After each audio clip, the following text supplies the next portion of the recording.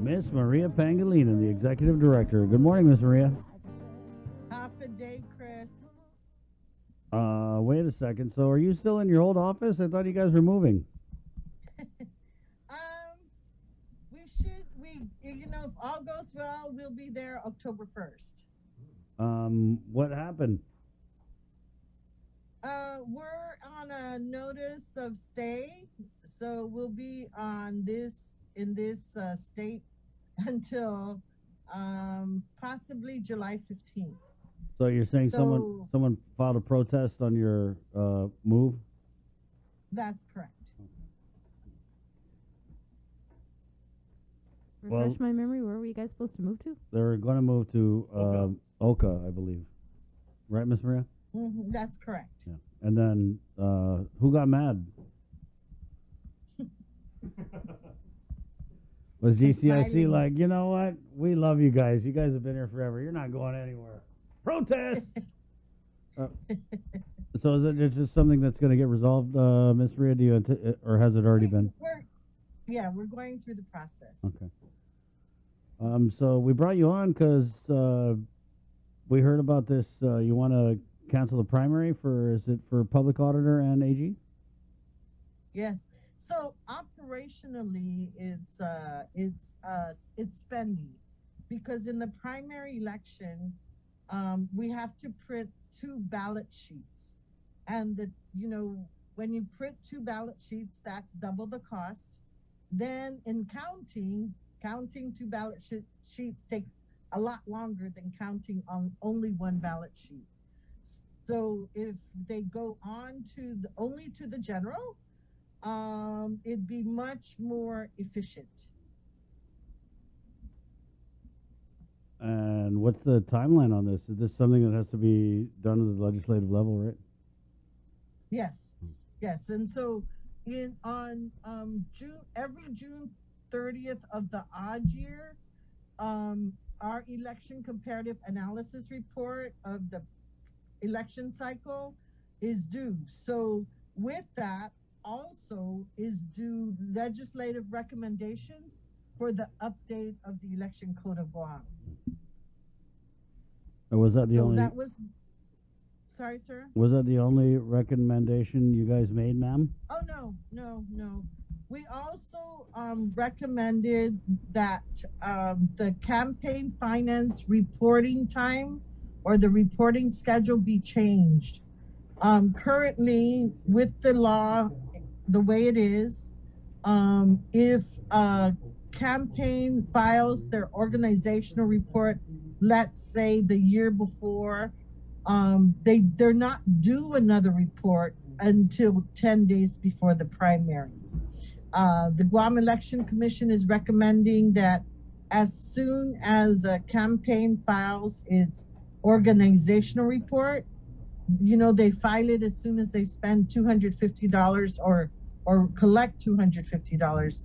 So as soon as that organizational report, it would trigger quarterly reporting requirement. And that mirrors the Federal Election Commission. Wow.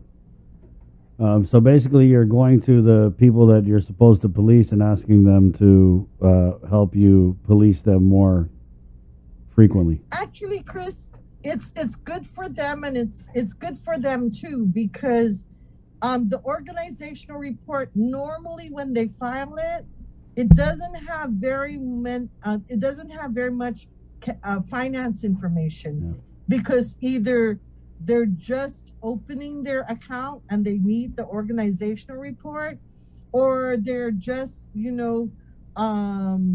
just letting us know that they're starting, but they didn't really do a fundraiser.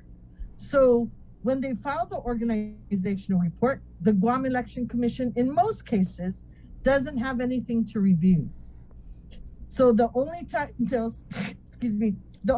they'll submit campaign finance information would be 10 days before the primary.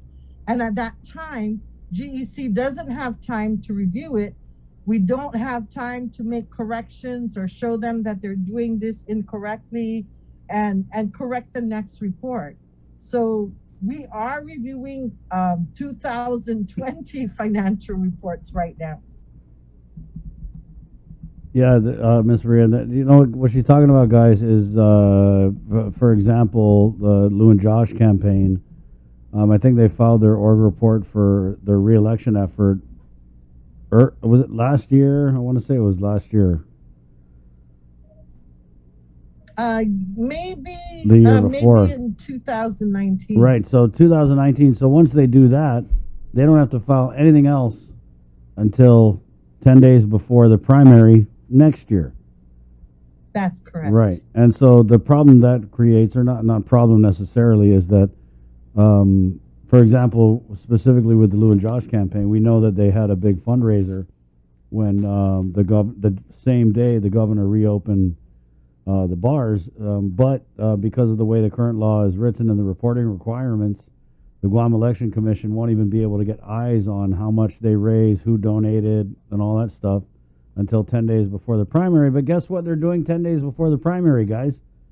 They're busy preparing for the primary election. And so you're taking that to your oversight. Is it still Senator San Augustine? Yes. So I was in the committee of the whole at the legislature last week, or just this week, and they were, we reminded them that our recommendations were submitted on June 30th. So it looks positive. We were there for the early voting bill, and I guess it passed. I was notified it passed yesterday. Wow. So the governor will, we'll go to the governor and we'll see when the governor signs it. Okay. Anything else in closing, Miss Maria? Sorry, because we're behind. So just one more. Volunteer voter registrar training is ongoing. Our next one is on the third Wednesday of August. I'm sorry, we should have one. Yes, the third Wednesday in August, and next week too. We have one next week, 1 o'clock in the afternoon. If anybody wants to be a registrar, just contact us, 477-9791. Vote at gec.guam.gov. Okay. Thank you. Right on. Let us know if you need help moving all those shelves down the stairs, because Jason's been working out. Yes, sir. Okay. We'll help you with the file cabinet. Jay, you got the filing cabinet? Oh, yeah. Yeah. Oh, yeah. Jay called dibs on the filing cabinet. Thank you, Miss Not the Maria. ones in my office. No. You don't want none of those. Thank you. Algo más. That's that. Scissors más. There you go. Miss Maria Pangilinan and the Guam Election Commission, 846. Let's keep it going. Bring on now in the KU.